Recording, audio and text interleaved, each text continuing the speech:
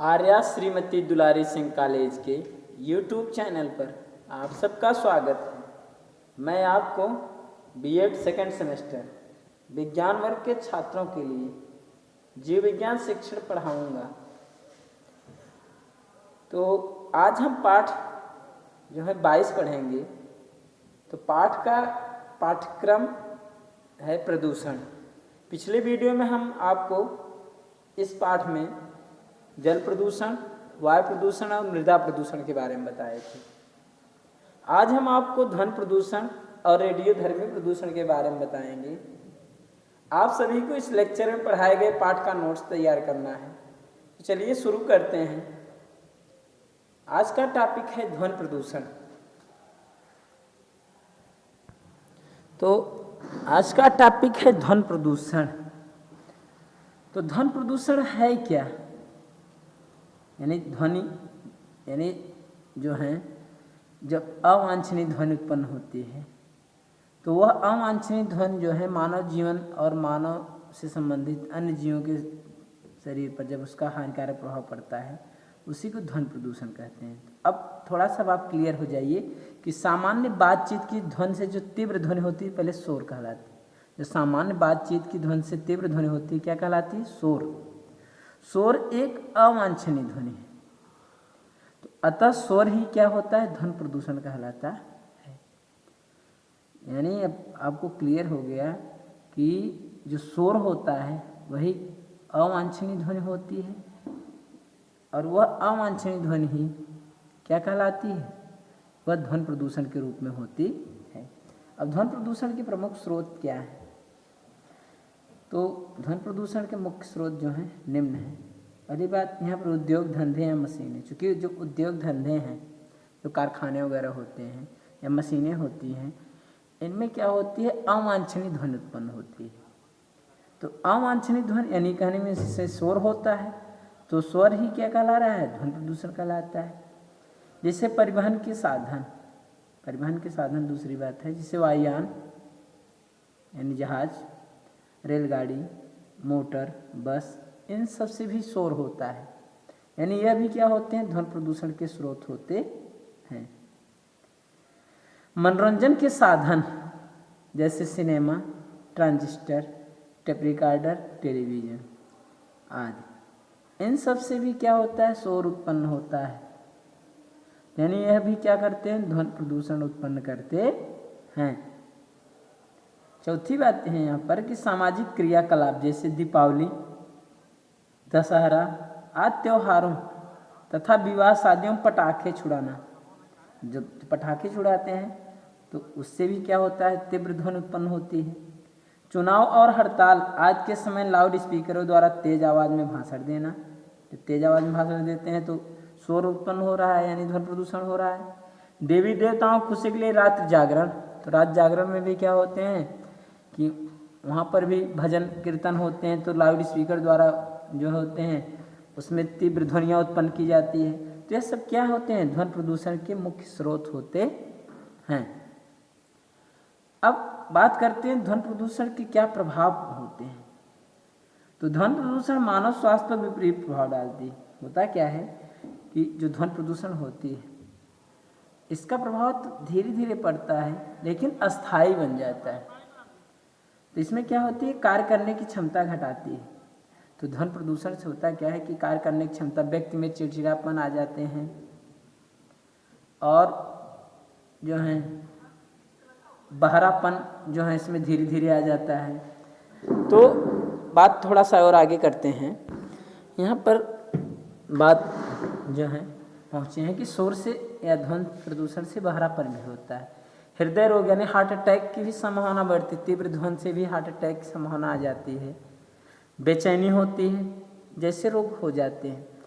और शोर का प्रभाव ऐसा होता है कि मनुष्य के तंत्रिका तंत्र पर भी पड़ता है। तो जब तंत्रिका तंत्र पर पड़ता है तो मस्तिष्क पर भी पड़ता है। तो शोर हृदय, मस्तिष्क के अतिरिक्त यकृत को भी क्षति पहुंचाता है। अब इसमें बात करते हैं जो 90 डेसिबल से अधिक ध्वनि होती है मनुष्य के लिए हानिकारक होती है। तो लगभग 90 डेसिबल की जो ध्वनि होती है और ट्रक जो होती है उसके होती है तो यह जो यानी कहने में जो ट्रक की शोर उत्पन्न होती है ट्रक के चलने से, तो वह 90 डेसिबल तक होती है या 90 डेसिबल से अधिक होती है। तो अब जिससे मान लीजिए वायुयान है, इनकी तो 120 से एबव है। यह सब ध्वनियाँ क्या करती है, मनुष्य के लिए हानिकारक होती है। अगर तीव्र ध्वनि में व्यक्ति लगातार पड़ा रहे तो उनमें धीरे धीरे क्या होता है कि अस्थायी बहरापन हो जाता है। अस्थायी बहरापन मतलब फिर इसके बाद वह बहरापन जल्दी ठीक नहीं होता। अब ध्वनि प्रदूषण के नियंत्रण के उपाय, यानी आप क्या उपाय करें कि ध्वनि प्रदूषण को नियंत्रित कर सकें, कि ध्वनि प्रदूषण जो है वह होने न पाए। इसके लिए कुछ उपाय किए जा सकते हैं। तो पुरानी एवं खटारा मोटर गाड़ियों, ट्रक आदि का आवासीय क्षेत्रों से निकलने पर रोक लगाई जानी चाहिए। जो पुरानी गाड़ियाँ होती हैं या मोटर गाड़ियाँ और ट्रक, इनको क्या होना चाहिए, जो आवासीय क्षेत्र होते हैं, यहाँ पर लोग रहने वाले होते हैं, वहाँ से निकलने पर रोक लगा देनी चाहिए।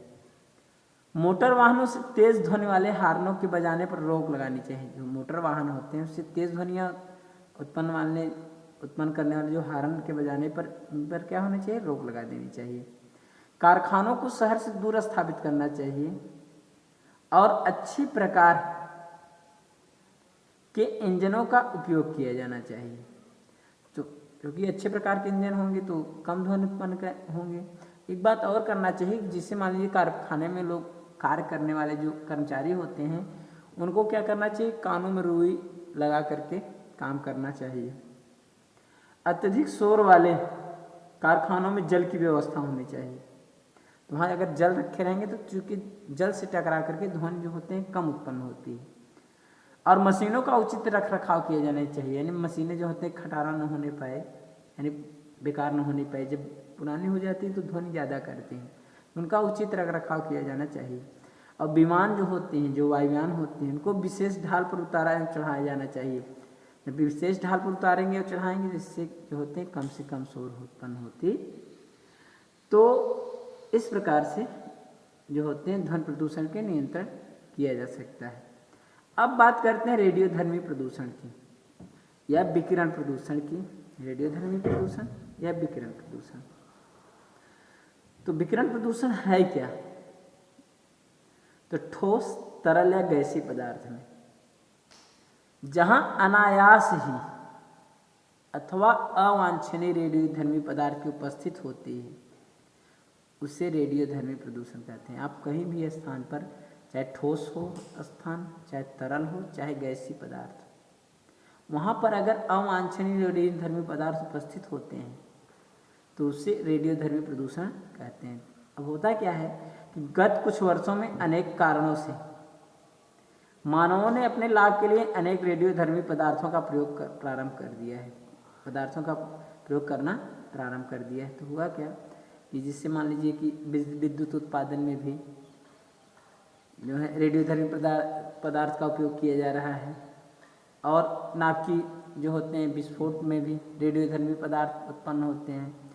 तो अब कुछ और भी जांच वगैरह होती है तो जिसमें जो होते हैं रेडियोधर्मी पदार्थ का उपयोग किया जा रहा है। तो कहने में इस मानव क्या किया कि अनेक कारणों से अपने लाभ के लिए अनेक रेडियोधर्मी पदार्थों का प्रयोग आरंभ किया है। उनके अनियमित या अत्यधिक प्रयोग के कुछ दुष्परिणाम प्रदूषण के रूप में सामने आए हैं। यानी मानव चूंकि इन पदार्थों का प्रयोग तो प्रारंभ किया है, तो अब अनियमित या अत्यधिक प्रयोग जब करने लगा तो इसके दुष्परिणाम यानी बुरे प्रभाव जो होते हैं प्रदूषण के रूप में सामने आए। अब बात थोड़ा सा और है यह कि जैसे अब इसमें जो है कुछ हम आपको बताए हैं कि कौन कौन से पदार्थ रेडियोधर्मी पदार्थ जो होते हैं वो रेडियोधर्मी प्रदूषण उत्पन्न करते हैं। तो रेडियम, थोरियम, यूरेनियम आदि पदार्थों से जो निकला विकिरण होता है, क्योंकि यह सब रेडियोधर्मी जो होते हैं प्रदूषक होते हैं या रेडियोधर्मी पदार्थ होते हैं जो कि प्रदूषण उत्पन्न करते हैं। इनसे पौधे मानव स्वास्थ्य पर सीधा प्रभाव पड़ता है, रेडियम, थोरियम, यूरेनियम से। इसी प्रकार पराबैंगनी किरणें, जो सूर्य की पराबैंगनी किरणें होती हैं या इंफ्रारेड किरणें होती हैं सूर्य की, अल्फा, बीटा, गामा एवं एक्स किरणें भी प्रदूषण उत्पन्न करती। अब रेडियोधर्मी प्रदूषकों के प्रकार, थोड़ा सा बात को जानिए। प्रदूषक क्या है, यानी प्रदूषण को उत्पन्न करने वाले कारक को प्रदूषक कहते हैं। तो यहाँ जो रेडियोधर्मी प्रदूषण उत्पन्न करने वाले जो कारक होते हैं उनको रेडियोधर्मी प्रदूषक कहते हैं। अब इनके प्रकार क्या है? अब चूंकि इनको दो प्रकार हैं, इनको दो भागों में डिवाइड किया गया है, एक प्राकृतिक प्रदूषक, एक मानव निर्मित प्रदूषक। प्राकृतिक कौन होते हैं, यानी प्रकृति में जो स्वतः उत्पन्न होते हैं, और मानव द्वारा जो उत्पन्न किए जा रहे हैं उनको मानव निर्मित प्रदूषक कहते हैं। तो प्राकृतिक में अंतरिक्षी विकिरणें, जो अंतरिक्ष से उत्पन्न विकिरणें होती हैं वह रेडियम, थोरियम, प्राकृतिक समस्थानिक तत्व जैसे कार्बन 14, पोटेशियम 40, यहाँ 14 यानी कार्बन 14 है, और पोटेशियम जो है 40 यानी 40, नाइट्रोजन 15 यानी 15, ज्वालामुखी, सूर्य का प्रकाश आज प्राकृतिक विकिरणों के स्रोत हैं। ये सब जो होते हैं प्राकृतिक विकिरण के स्रोत हैं। मानव निर्मित कौन है? अब मानव द्वारा किस प्रकार से उत्पन्न हो रहा है? तो परमाणु विद्युत गृहों में प्रयुक्त ईंधन, जो परमाणु विद्युत गृह होते हैं उसमें जो ईंधन का प्रयोग होता है वह रेडियोधर्मी प्रदूषक के रूप में होता है, यानी रेडियोधर्मी पदार्थ होता है। परमाणु आयुध, यानी जो परमाणु बम बनाए जा रहे हैं, हथियार बनाए जा रहे हैं, उनकी बात किया जा रहा है यहाँ पर, उससे भी रेडियोधर्मी प्रदूषक होते हैं। कैंसर की चिकित्सा में प्रयुक्त आयोडीन और कोबाल्ट के समस्थानिक, क्योंकि कैंसर की चिकित्सा में इन रेडियोधर्मी रेडियोधर्मी पदार्थों का उपयोग होता है। तो लेकिन यह भी किस रूप में, यह प्रदूषक के रूप में भी काम करते हैं।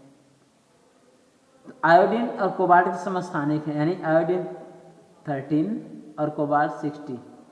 औद्योगिक तथा अनुसंधान केंद्र, जो औद्योगिक और अनुसंधान केंद्र होते हैं वहाँ भी रेडियोधर्मी जब पदार्थ का उपयोग हो रहा है तो वहाँ भी चूंकि रेडियोधर्मी प्रदूषक उत्पन्न होंगे।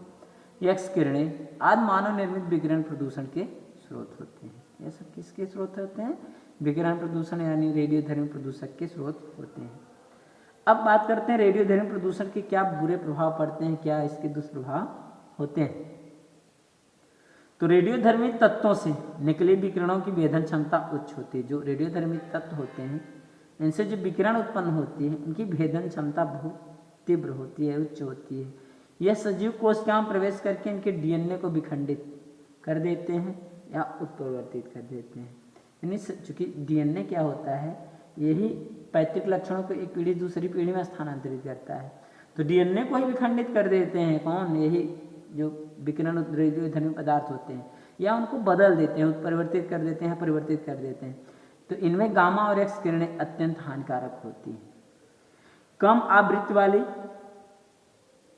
या रेडियोधर्मी विकिरणों के लंबे समय तक संपर्क में रहने पर उत्परिवर्तन द्वारा कैंसर, जिसमें रुधिर कैंसर, अस्थि कैंसर, थायराइड कैंसर आदि प्रमुख होती हैं। यानी कहने में इसमें जो गामा और एक्स किरणें होती हैं अब अत्यधिक हानिकारक होती हैं। तो इनकी जो कम आवृत्ति वाली होती है या रेडियोधर्मी विकिरण की जब लंबे समय तक संपर्क में रहते हैं तो उससे उत्परिवर्तन होता है, इससे कैंसर हो जाते हैं। तो जिसमें आपको बताएं रुधिर कैंसर, अस्थि कैंसर, थायराइड कैंसर आदि प्रमुख रूप में होते हैं।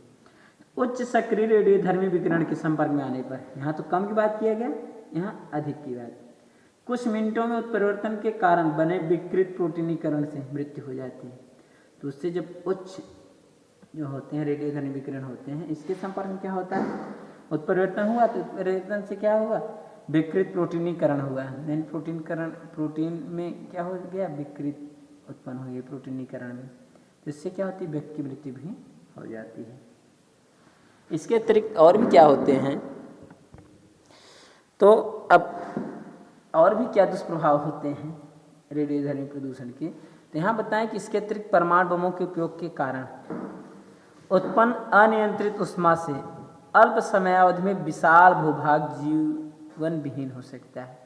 तो जो नाभिकीय विस्फोट होता है, परमाणु बम बनते हैं चूंकि रेडियोधर्मी पदार्थ थे, तो इनके उपयोग से क्या होता है, अनियंत्रित उष्मा उत्पन्न होती है। तो वह अल्प समय में ही क्या करता है, विशाल भूभाग जीवन विहीन कर देता है और उत्पन्न विकिरणों के कारण यह क्षेत्र तथा निकटवर्ती क्षेत्र वर्षों तक प्रदूषित हो जाता है। तो वह क्षेत्र तो प्रदूषित होता ही रहता है, इसके अगल बगल भी क्षेत्र क्या होते हैं, प्रदूषित हो जाते हैं और वर्षों तक प्रदूषित रहते हैं, कई वर्ष तक रहते हैं। एक उदाहरण यहाँ पर हम आपको दिए हैं कि जो द्वितीय विश्व युद्ध हुआ था, इसमें 6 और 9 अगस्त 1945 में हुआ था। तो 6 और 9 अगस्त 1945 में अमेरिका ने जापान के 2 शहरों हिरोशिमा और नागासाकी पर परमाणु बम गिराए थे, तो जिस कारण लाखों लोग तुरंत मर गए तथा आज तक वहाँ के पर्यावरण मौजूद विकिरणों के कारण अनेक शिशु आनुवंशिक विकारों सहित पैदा होते हैं। यानी अनेक शिशु जो होते हैं आनुवंशिक विकार जो होते हैं पैदा हो रहे हैं, यानी लंगड़े लूले भी पैदा होते हैं। इसके अतिरिक्त अल्पायु में बुढ़ापा, आनुवंशिक विकार, तंत्रिका संबंधी रोग भी विकिरण प्रदूषण के मुख्य दुष्प्रभाव हैं। यानी जो विकिरण प्रदूषण होता है इससे व्यक्ति जो होते हैं अल्पायु में भी बुढ़ापे हो जाते हैं, उनमें जेनेटिकली क्या होते हैं, विकार उत्पन्न हो जाती है और तंत्रिका संबंधी रोग भी विकिरण प्रदूषण से होते हैं, यानी मस्तिष्क में भी रोग हो जाते हैं। जिससे हम यहाँ पर कुछ बातें यहाँ पर दिए हैं, जिसे रेडियोधर्मी प्रदूषण में स्ट्रांसियम जो होता है 90 अस्थि मज्जा में जमा होकर रुधिर कैंसर और अस्थि कैंसर उत्पन्न करता है। जो स्ट्रांसियम होता है रेडियोधर्मी पदार्थ, इससे क्या होता है, यह अस्थि मज्जा में जमा होकर के रुधिर कैंसर और अस्थि कैंसर उत्पन्न करता है। यूरेनियम से क्या होता है, त्वचा और अर्बुद कैंसर यानी ट्यूमर कैंसर उत्पन्न होता है। आयोडीन यानी आयोडीन 131 थायराइड कैंसर उत्पन्न करता है। सीजियम 13 पेशियों में जमा होकर पेशियों में दर्द उत्पन्न करता है। तो इस प्रकार से रेडियोधर्मी प्रदूषण जो होते हैं मानव जीवन पर इसके हानिकारक प्रभाव पड़ते हैं। अब बात करते हैं रेडियोधर्मी प्रदूषण का नियंत्रण कैसे किया जा सकता है। तो परमाणु हथियारों पर प्रतिबंध लगाना, यानी पहली बात तो परमाणु जो हथियार होते हैं इन पर प्रतिबंध लगाया जाना चाहिए। परमाणु हथियार पर प्रतिबंध लगाएंगे तो जो होते हैं तो रेडियोधर्मी प्रदूषण को कुछ नियंत्रण किया जा सकता है। परमाणु बिजली घरों की संख्या में कमी लाना और इन्हें आबादी से दूर स्थापित करना। जो परमाणु बिजली घर होते हैं जिनका निर्माण हुआ है इनकी संख्या में भी कमी लाया जाए और इनको अगर मान लीजिए लगाया भी जा रहा है तो आबादी से दूर स्थापित करना चाहिए। परमाणु बिजली घरों का उचित रख रखाव भी करना चाहिए। अगर उचित रख रखाव करेंगे, मान लीजिए रेडिएशन नहीं होगा तो भी इसका दुष्प्रभाव कम होगा यानी नहीं होगा।